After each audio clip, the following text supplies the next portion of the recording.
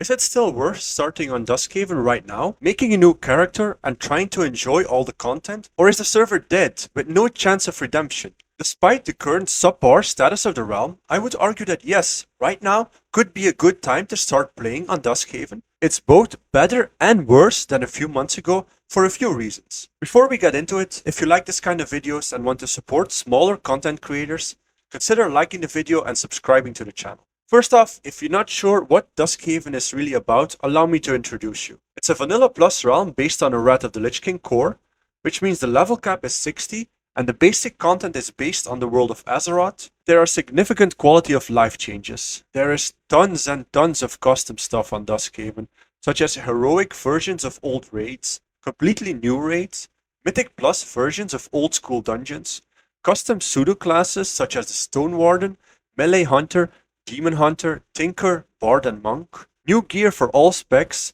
custom events and on and on. The realm was originally more or less created by one developer. It's his passion project, which is both a good and a bad thing.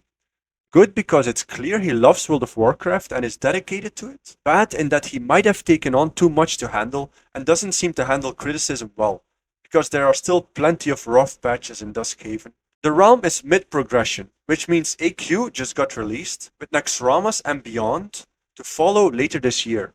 So you're not terribly behind when you're just getting started. Gearing up can be done rather fast.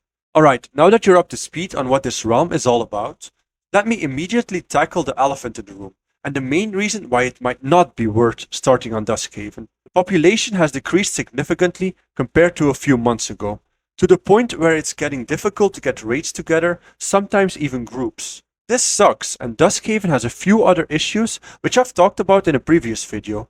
Issues which are at least partially responsible for the decline in population. So yes, if you're interested in playing on a realm with thousands of active players, Duskhaven at the moment isn't for you. However, and this is a big caveat, that's not to say the population won't rise again and rapidly in the next few months. Sure, it has a low population now, but there's still a decent core of players who see the value in this realm.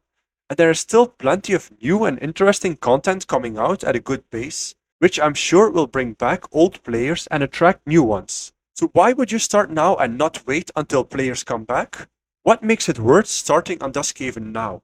Well, if you want to level and gear a character, it's relatively easy to do so now. Although probably not as easy as before when there were plenty of bug raids.